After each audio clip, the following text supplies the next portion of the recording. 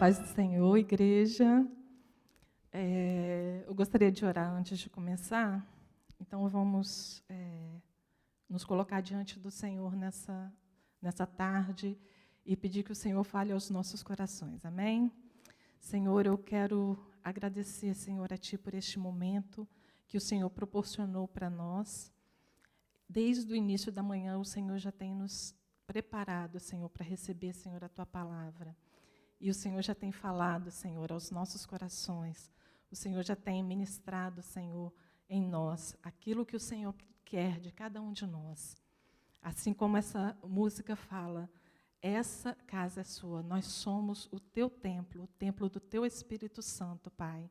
Então fala aos nossos corações, vem tratar, Senhor, feridas, venha curar, venha libertar, ó Deus, e venha, Senhor, nos mostrar, Senhor, o caminho reto, para que nós possamos, ó Deus, ser bênção nas Tuas mãos. Ó Deus, usa-nos como vaso nas Tuas mãos, como vaso de honra, para que nós possamos honrar e engrandecer o Teu nome, ó Deus. Usa-me, Senhor, conforme a Tua vontade, para que a Tua palavra, ó Deus, não volte vazia. Que a Tua palavra, Senhor, alcance os corações e que nós possamos sair daqui cheios de Ti, ó Pai. Em nome de Jesus, amém. Amém, igreja. Então, deixa eu colocar o cronômetro aqui, senão eu falo muito. Mulher fala bastante, né? Então, se eu não colocar o cronômetro, nós vamos ficar a tarde toda aqui. Amém. Então, hoje eu quero compartilhar a palavra com vocês no livro de Coríntios, capítulo 13. Nós estamos estudando o livro de Corinto. Então, Deus colocou essa palavra no meu coração. Então, eu quero ler com vocês. Abra sua Bíblia em 1 Coríntios 13, que nós vamos ler essa passagem. Amém?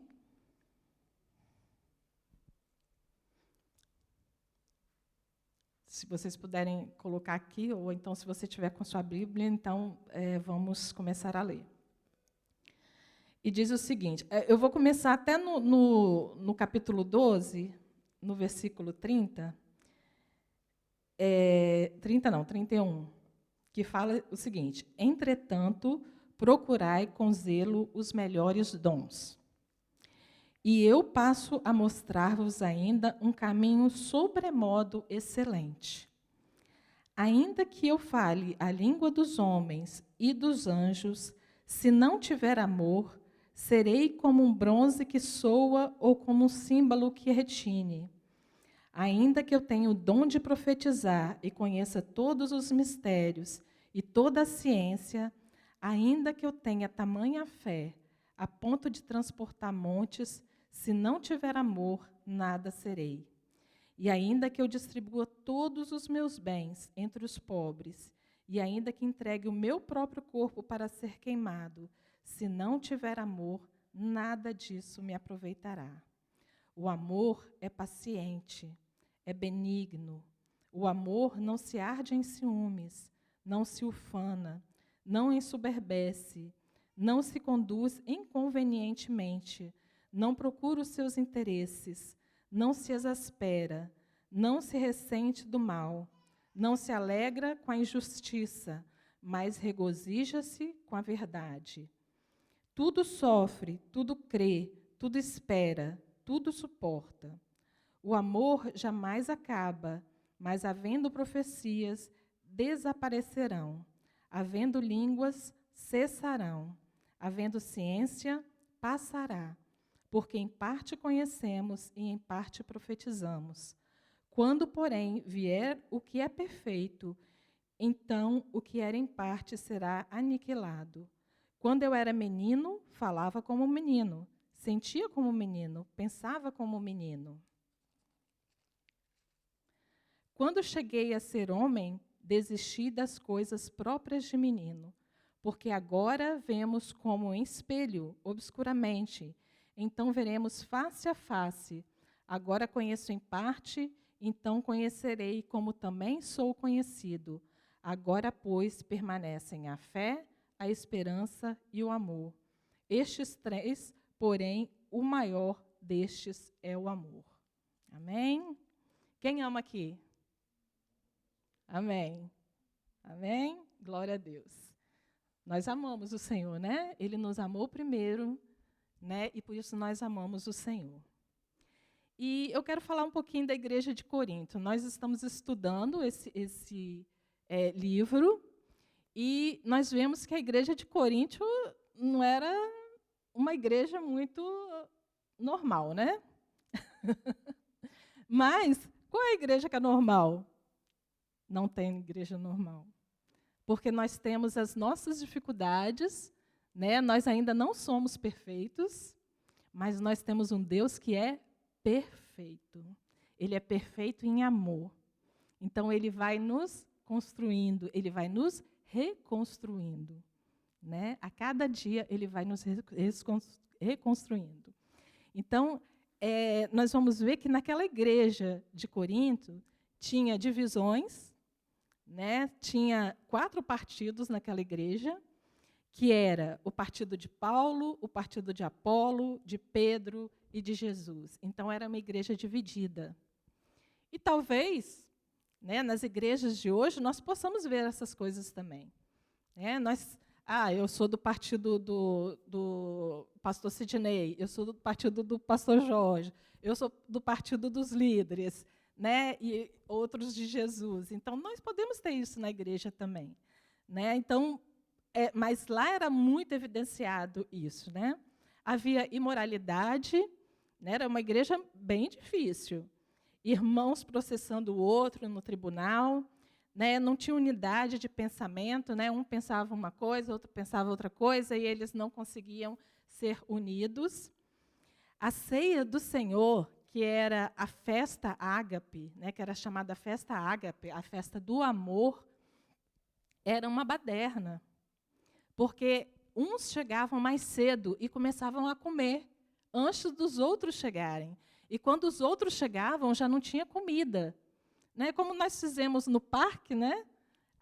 O nosso encontro de mulheres, nós colocamos uma mesa de comida, mas nós tivemos o nosso encontro e depois nós comemos todos o mesmo alimento. Né? Só que lá não acontecia isso. Né? Era uma desunião, eles não eram unidos. Então, uns se embebedavam, né? Então, era algo muito difícil. Né? E a ceia ela representa a unidade do corpo de Cristo. Então, nós temos que ter essa visão, né, do que a ceia representa para nós. E eles achavam que o Espírito Santo estava com eles. Né? Eles tinham uma visão totalmente errada de espiritualidade. Então, o que nós vamos falar hoje é sobre a igreja de Cristo. Né? Como que a igreja de Cristo ela vai se comportar, né? Como manter essa igreja viva e eficaz. Então, vamos começar logo aqui antes de começar a pregação em Coríntios, eu quero mostrar para vocês um rapaz na Bíblia que teve uma crise existencial. Vocês sabem quem é esse rapaz que teve uma crise existencial? Não? Elias. Ele teve uma crise existencial. Deus chamou Elias.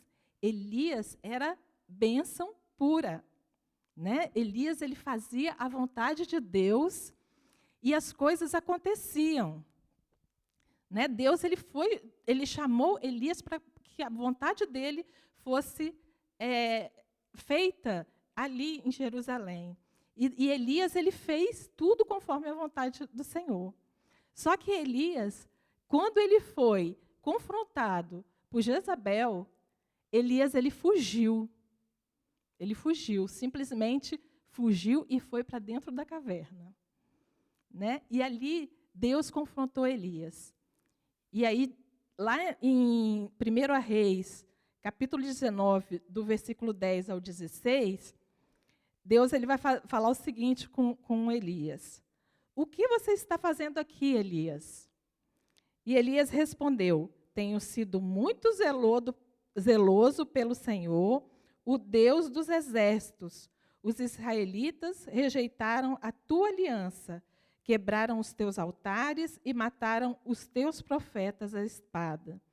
Sou o único que sobrou, e agora também estão procurando matar-me. Elias, ele estava com uma visão totalmente errada daquilo que estava acontecendo. E eu quero falar algo com vocês que aconteceu comigo, e eu acho que aconteceu com muitos de vocês também.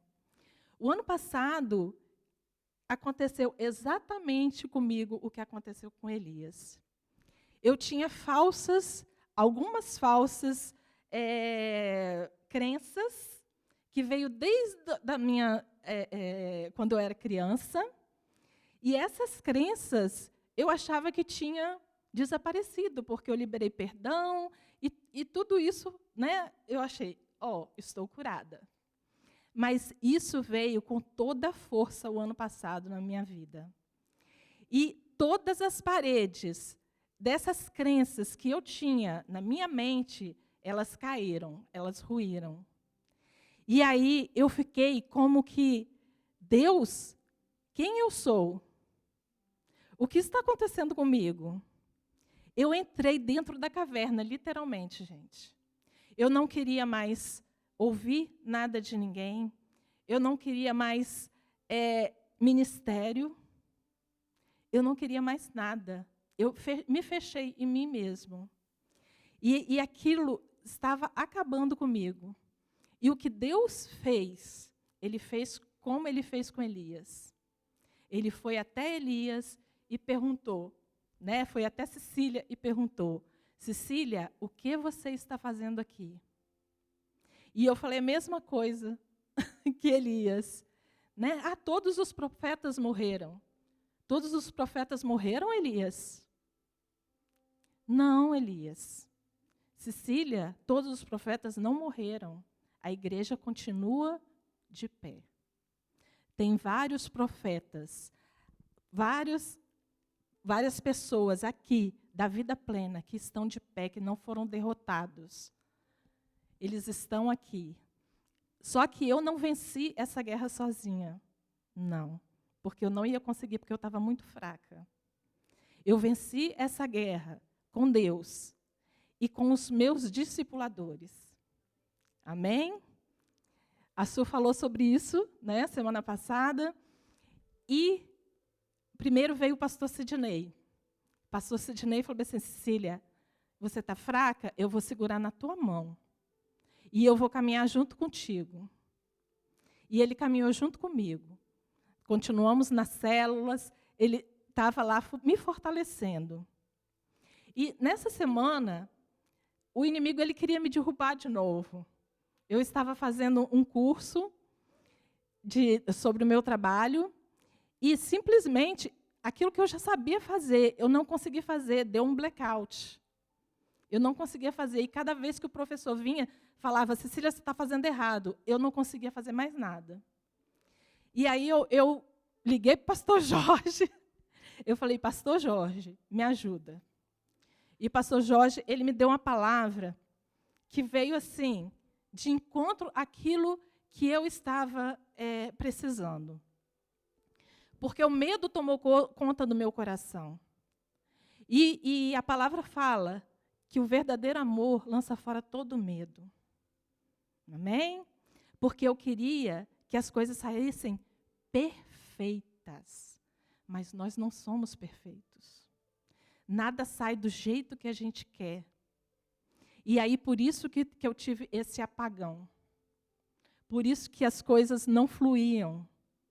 E aí o pastor Jorge, ele me deu uma palavra. Eu queria que vocês abrissem a palavra de Deus lá em Mateus. No livro de Mateus, capítulo 22, do versículo 37 ao 39.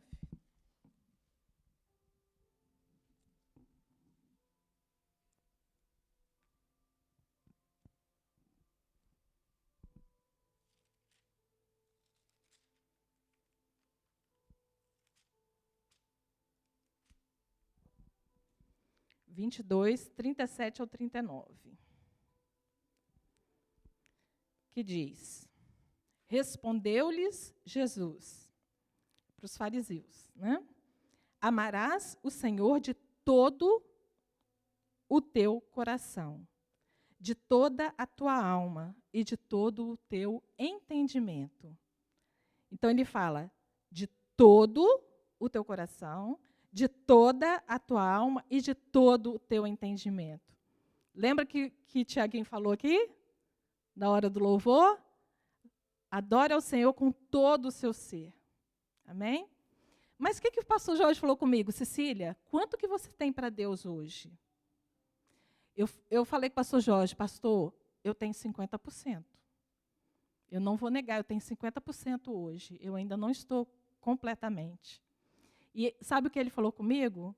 Cecília, esse é o seu 100% para Deus hoje. Porque você está ferida. E Deus, Ele quer te curar. Amém? Então, você vai dar o seu 50% e Deus, Ele vai fazer o resto. Então, Ele está te edificando. Ele está construindo aqueles muros que caíram, Deus está construindo os muros dele na tua vida. Ele está te edificando. E assim também é com cada um de nós. É com cada um de nós. Nós trazemos feridas, né, na nossa vida. E muitos de nós não sabemos lidar com isso. Né? Mas Deus, Ele nos ama tanto. Mas Ele nos ama tanto que Ele quer ver cada um de nós sendo restaurados para que a gente possa dar o nosso 100% para Ele. Amém? Mas não adianta você falar bem assim, eu vou entrar na caverna e eu não vou dar nada para Deus. Né? Porque a gente faz isso. A gente vai entrar na caverna, acabou, Deus. Eu não tenho mais ministério, eu não tenho mais dons e chega. Você não dá nada para Deus, sendo que você tem para dar. E Deus, Ele quer isso de você, que você se entregue nas mãos dEle, do jeito que você está. Do jeito que você está. Ele não quer que você fique dentro da caverna, mas que você saia. Vão vir tempestades nas nossas vidas? Sim. Todas as vezes vêm tempestades. Mas essa tempestade, ela não tem que nos assolar. Essa tempestade, ela tem que nos ensinar.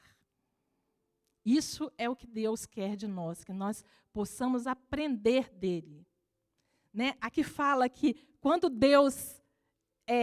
quando Elias estava ali dentro da caverna, veio tempestade, veio vento, né? Veio aqueles barulhos, mas ele não viu Deus ali.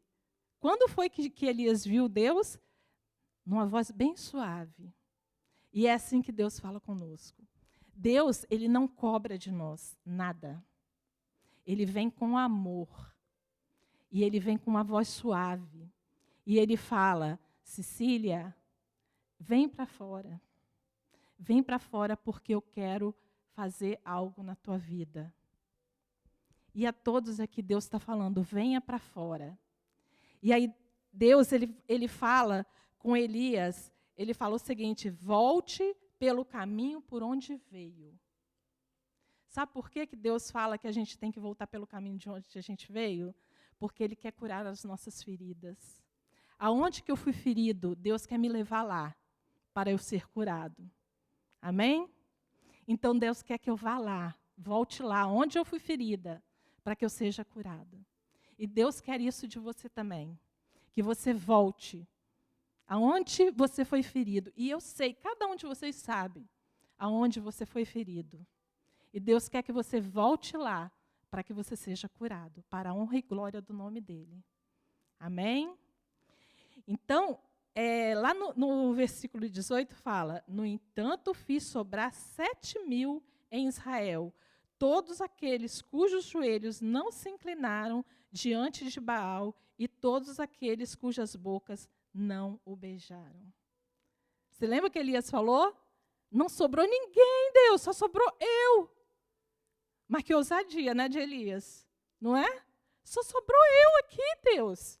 O que eu vou fazer sozinho? Eu pensei, gente, é muito ousado. Mas eu também era. ousada. Eu falei assim, Deus, eu que sou líder aqui dessa célula, acabou, né? Se eu acabou comigo, vai acabar com todo mundo. Olha só a ousadia de Cecília. Né? Mas Deus falou assim, não, tem mais lá. Não foram todos que foram derrotados, não. Não foram todos que foram mortos, não. Tem uma igreja viva junto com você, andando junto com você, de mãos dadas, em unidade. É isso que Deus quer de nós. Que você não entre dentro da caverna e fique lá, não, gente. O que Deus quer de nós é que nós andemos unidos uns com os outros, suportando uns aos outros. É isso que Deus quer de nós. Não é me fechar e deixar que o mundo se exploda, não.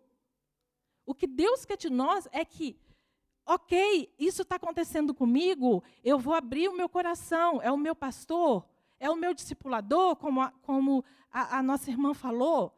Sim, abre o teu coração, porque você vai andar de mãos dadas com o outro. Quando você abre o teu coração, quando você se desarma, Deus começa a fazer a obra no teu coração. E é isso que Deus quer de nós. Amém? Então, aquela igreja, eles se gloriavam nos dons que eles receberam. Eles achavam que os dons que eles receberam era maior do que tudo. Mas aí veio Paulo, escrevendo uma carta para eles e falou com eles, vocês acham que vocês estão fazendo a coisa certa? Porque você tem o dom de línguas, porque você tem o dom de profetizar, porque você tem esse dom, porque você tem aquele... Você acha que você é muita coisa? Não. E ali naquele lugar, quem era o discipulador? Era Paulo, porque foi Paulo que fundou aquela igreja. E aí Paulo ele vem com a verdade para aquela igreja de Corinto. Ela era uma igreja abençoada por Deus? Era. Foi Deus que levantou aquela igreja.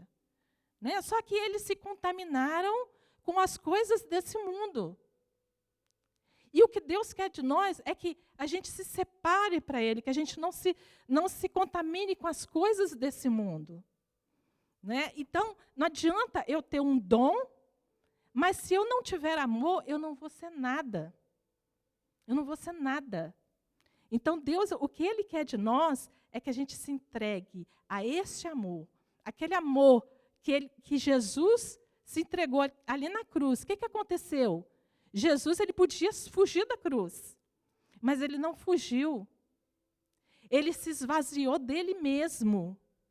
Ele se esvaziou dele mesmo para que a gente pudesse ser amado. E para que nós pudéssemos amar. Aí você me pergunta, o que é amar, Cecília? Né? Aí eu vou falar para vocês, o que não é amar primeiro. O que não é amar. Lá no 1 Coríntios, capítulo 13. Ele fala o seguinte, ainda que eu fale a língua dos homens e dos anjos, se não tiver amor, será como bronze que soa ou como símbolo que retine. Ainda que tenha o dom de profetizar e conheça todos os mistérios e toda a ciência, ainda que eu tenha tamanha fé, a ponto de transportar montes, se não tiver amor, nada serei. E ainda que eu distribua todos os meus bens entre os pobres, e ainda que entregue o meu próprio corpo para ser queimado, se não tiver amor, nada disso me aproveitará. Então, a primeira que ele fala, línguas, o dom de línguas.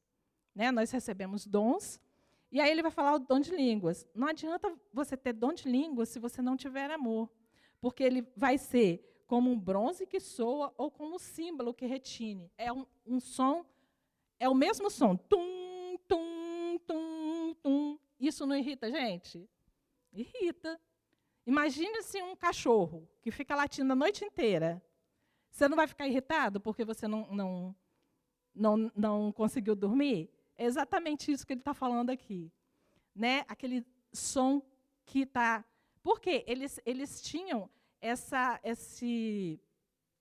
cultura, que era da cultura grega, que eles adoravam os deuses, para acordar os deuses com o símbolo. Então, eles tocavam aquilo para que os deuses acordassem. Então, eles misturaram a cultura com a religião. Né? Então, isso fez com que eles se desviassem da presença de Deus. Aí ele fala, ainda que eu tenha o dom de profetizar e conheça todos os mistérios e toda a ciência, ainda que eu tenha tamanha fé a ponto de transportar os montes, eu não estou sem som aqui, de transportar montes, se não tiver amor, nada serei. Então, o que adianta eu ser um profeta maravilhoso, que dou profecia para todo mundo, e isso aí é uma coisa que dá pano para manga, né? Porque uns acham que profecia é você entregar uma palavra para o irmão que não está dentro da palavra, né? Mas a profecia é a palavra de Deus, né? Que é viva e eficaz. Então, isso não é para discutir aqui, mas se eu tenho todo o conhecimento de cursos de teologia que eu fiz, né? Se eu tenho uma fé assim, intransponível, se eu não tiver amor, não adianta. Eu vou ficar como quem lá no chão, né? Só pedindo misericórdia de Deus. Né? Não adianta. E ainda que eu distribua todos os meus bens entre os pobres, e ainda que entregue o meu próprio corpo para ser queimado, se não tiver amor, nada disso me aproveitará. Né? Muitas pessoas acham que dar aos pobres, Deus está engrandecendo, Deus está aceitando isso. Mas se você tiver com o intuito errado de entregar os seus bens aos pobres, Deus não aceita o seu sacrifício. Ele não vai aceitar. Mas se você tiver indo entregar, e isso Deus ele quer de nós mesmos, que nós vamos até as pessoas entregar comida ou entregar um alimento, mas também que a gente leve amor. Então, isso tem que estar junto, os dois têm que andar juntos. Né? A fé tem que andar junto com o amor, tudo tem que andar junto com o amor. Né? Então, e o sacrifício, então? O que é falar das seitas? As seitas são sacrifícios que as pessoas fazem para os seus deuses. Né? E o sacrifício, ele é feito com o intuito errado. Porque muitas pessoas acham que estão agradando a Deus através do sacrifício, mas não estão. Quantas pessoas morrem porque se sacrificam pelo seu Deus? Né? Então, Deus ele não quer isso. Deus ele quer o nosso todo, que nós sejamos sacrifício vivo e agradável a Ele, mas na nossa maneira de ser. Né? Como nós somos, porque o que tem que ser transformado é a nossa mente. A nossa mente tem que ser transformada. Né? Então, o que ele fala de o sacrifício no Antigo Testamento, sacrificava-se um cordeiro, né? Sacrificava um animal. Mas o que Deus pede de nós agora é que nós sacrificamos a nós mesmos para que o nome dele seja glorificado. Né? Então, ele quer trabalhar em cada um de nós. E agora eu quero falar com vocês que o amor ele é o caminho mais excelente. Né? Ele é o caminho que vai nos levar à cura. Esse é o caminho que Deus quer de nós. E o que é o amor? Muitas pessoas acham que o amor é sentimento. Né? É aquela coisa de, ai meu Deus, eu estou sentindo aquele arrepio, aquelas coisas todas, né? E que o amor, né? Ai, porque eu bati o olho nessa pessoa, eu amei. Eu não estou falando de relacionamento de homem e mulher, mas tem pessoas que falam bem assim, meu santo não bateu com o santo daquela pessoa, né? Mas não é isso. Não é isso. O amor ele não é um sentimento, né? O amor é uma atitude. E nós decidimos amar. Deus, ele deu o Filho dele para morrer por nós na cruz, porque ele nos ama.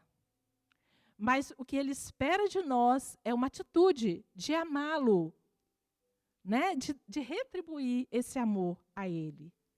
Porque não depende só dele. Né? Ele vai bater na porta, do nosso coração e ele vai falar, eu posso entrar? E aí depende de nós deixar que Deus entre no nosso coração. E se nós nos deixarmos para que Deus, abrir o nosso coração para que Deus venha trabalhar na nossa vida, Ele vai trabalhar e Ele vai ensinar o amor dEle na nossa vida. Amém? Aí o que vai falar, né, a partir do capítulo 4, do versículo 4. Fala, o amor é paciente, é benigno, ele não arde em ciúmes, não se ufana, não se ensoberbece, não se conduz inconvenientemente, não procura os seus interesses, não se exaspera, não se ressente do mal, não se alegra com a injustiça, mas regozija-se com a verdade. Tudo sofre, tudo crê, tudo espera, tudo suporta. O amor jamais acaba, mas havendo profecias, desaparecerão, e havendo línguas, cessarão. Havendo ciência, passará, porque em parte conhecemos e em parte profetizamos. E aí você vai falar bem assim, Cecília, eu não tenho isso tudo, não. Você me desculpa, mas eu não sou 100% paciente, né, Tabita? Tabita falou, Deus tem que trabalhar isso em mim, porque eu não sou paciente, não. Eu também não. Mas Deus está trabalhando na minha vida sobre isso. Né? Então, ser paciente é ter domínio próprio. Né? Ser benigno é colocar o outro em primeiro lugar. E isso é muito difícil, a gente colocar o outro em primeiro lugar. Né? Muitas vezes a gente fala assim, não, estou no meu direito. Né? A gente não coloca o outro no lugar, não. Não arde em ciúmes. Né? Ciúme dos dons dos outros. Isso acontece na igreja, sabia? De pessoas que têm ciúme do dom do outro. E aí, sabe o que essa pessoa faz? Quando o outro está se alegrando, ela está triste. Ela está sentada triste, porque ela não está desenvolvendo o dom dela. Né? O que a Lori falou aqui? Gente, você tem um dom, então exerça esse dom. Né? Exerça o seu dom. Porque muitas vezes você está pensando que você não tem capacidade. E nós não temos mesmo, mas quem nos capacita é Deus.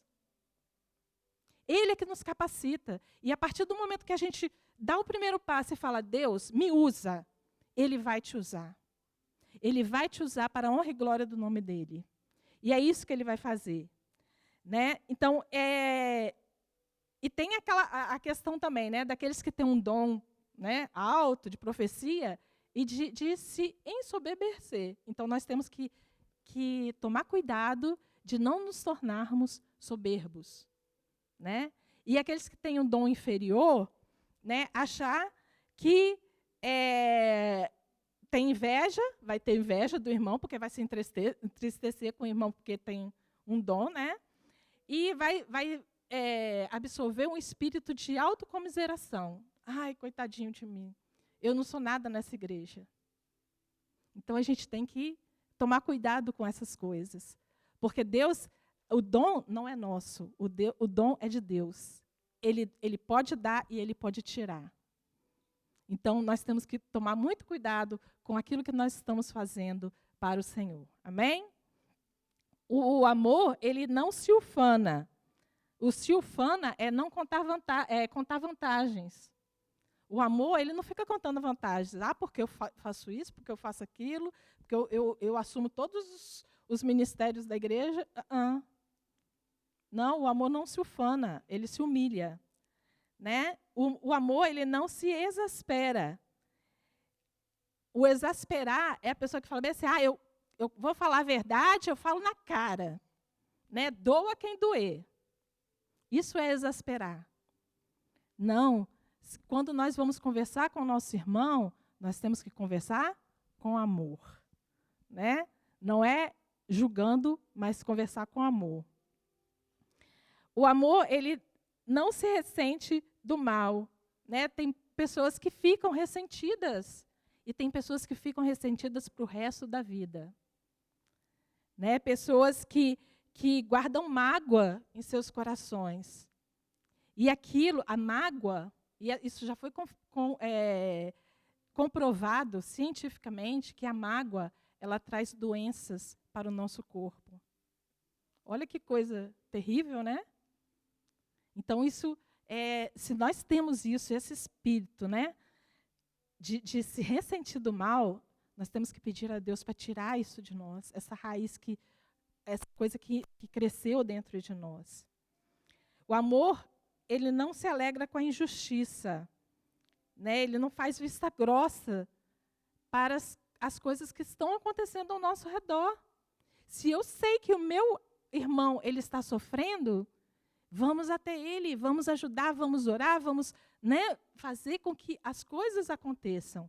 E é assim que a igreja deve ser unida para que o nome de Jesus seja engrandecido.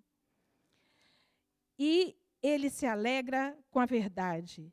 Né? Nós temos que nos alegrar com a verdade de Deus que liberta, que cura, que traz amor, que traz alegria, que traz paz no nosso coração. Isso é o amor. Nós estamos 100% no amor? Talvez não. Eu acho que não. Porque nós estamos sendo edificados. Aí eu queria que o Luiz colocasse aqui aquele vídeo do prédio aqui. Como é que é construído um prédio? Por isso que tem o curso de edificações. Né? Eu fiz esse curso de edificações. Então, até que você veja aquele prédio lindo, maravilhoso, tem outras coisas que acontecem, né, para aquele prédio vá sendo construído. Vamos ver como que é construído um prédio. Amém. Então, o prédio ele não é construído de um dia para o outro, né? E nós também não. Nós vamos sendo construídos aos poucos. Né? Então, a nossa vida com Cristo é desse jeito. Então, quanto mais a base do prédio, né, é Jesus Cristo. Ele é a nossa base. Porque se ele não for a nossa base, nós caímos. Né? E nós não conseguimos nos levantar. Mas quando a nossa base é Cristo, nós vamos sendo construídos aos poucos.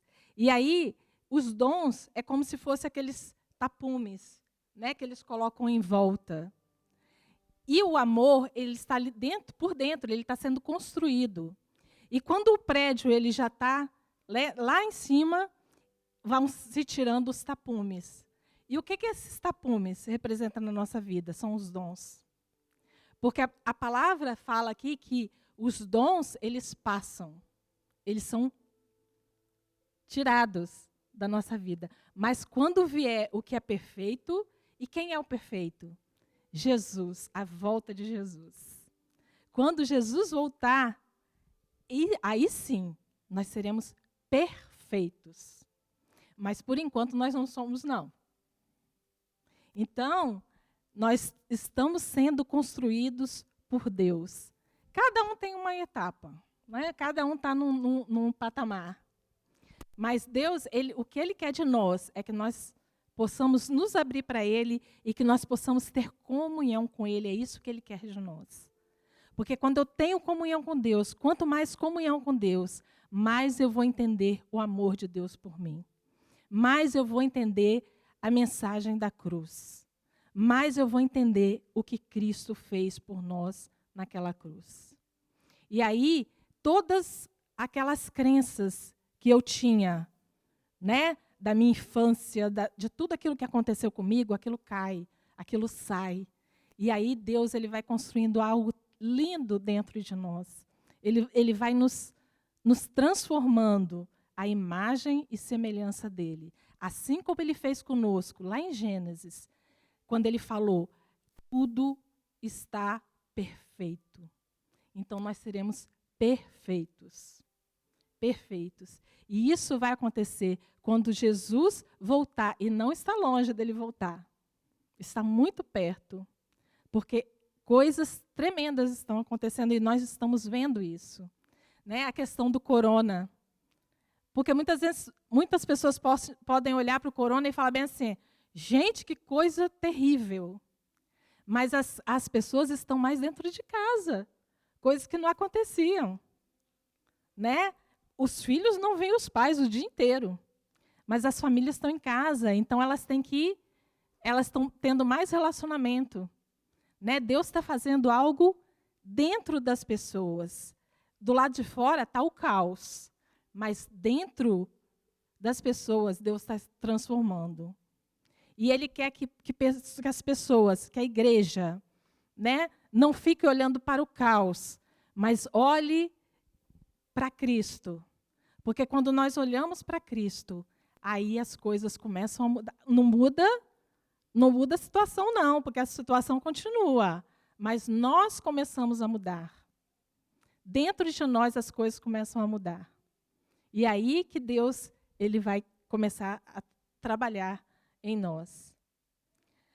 E, para terminar aqui, que eu já falei bastante, o amor haverá de permanecer para sempre. Né? Nós não temos todas as respostas, porque nós somos limitados. Né?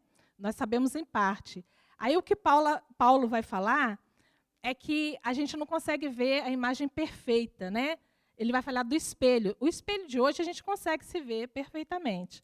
Mas naquela época era como um bronze, né, que era polido. Aí você olhava, mas você não conseguia se ver perfeitamente. E a nossa vida aqui, a gente não consegue ver perfeitamente, porque a gente ainda tem limitações, a gente não sabe todas as coisas de Deus. Então, a gente sabe o que está na palavra, e a gente não pode ir além da palavra. A gente tem que continuar na palavra de Deus. Né? Então, o que é parte, ele será aniquilado. Né? E Deus, e Jesus, ele vai aperfeiçoando. E aí ele vai falar que quando ele era menino, ele se comportava como menino. O que Paulo está querendo falar? Que ele era imaturo. Né? Então, nós, dentro da igreja, tem pessoas imaturas e tem pessoas maduras. Né? Então, em que patamar que eu estou? Eu estou no patamar de menino, de adolescente ou de homem? Qual o patamar que nós estamos? Nós temos que visar o patamar de homem, né, de uma pessoa madura. E como que a gente consegue isso? Tendo comunhão com Deus, lendo a palavra, caminhar uns com os outros. Isso é que vai fazer com que nós nos tornemos maduros. Né? E lá no final, ele vai falar o seguinte, no versículo 13. Agora, pois, permanecem a fé, a esperança e o amor. Estes três, porém, o maior destes é o amor. Então, o que é a fé? Todos nós já sabemos, né? Que é a certeza daquilo que nós não vimos. Nós temos a certeza. Nós não vemos Deus, mas nós temos certeza que Ele existe. Né? A esperança é a expectativa de que essas coisas se tornem reais. Então, nós temos a esperança de que Jesus vai voltar e vai levar a sua igreja. Né? Mas ele fala que o maior destes é o amor. Né? Mas quando Cristo vier, o amor vai continuar existindo até a eternidade. O amor, ele não sai. Né? Os nossos dons, eles se vão. Porque quando nós morrermos, nós não vamos ter mais dons. Mas quando nós estivermos com Cristo, o amor continua até a eternidade. Então, isso que tem que ser a nossa vida. Né? Buscando a presença do Senhor, buscando a presença do Espírito Santo que habita em nós. Aquela música que Tiaguinho cantou aqui, esta casa é sua. Então, nós temos que, essa casa, eu, que sou o templo do Espírito Santo, tenho que deixar Jesus entrar e fazer a obra em mim. Eu estou fazendo isso agora. A Cecília, que estava quebrada o ano passado, que não queria saber de nada, que estava dentro lá da caverna, a Cecília saiu da caverna. E Deus quer que você saia da caverna. Saia da caverna e abra o teu coração para que o Espírito Santo possa trabalhar no seu coração, curando, libertando, para que você possa ser vaso de honra nas mãos do Senhor. Amém?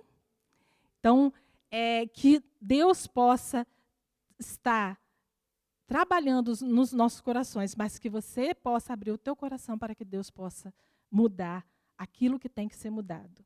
Amém? Então, e a aplicação que a gente tem que fazer é nos examinar.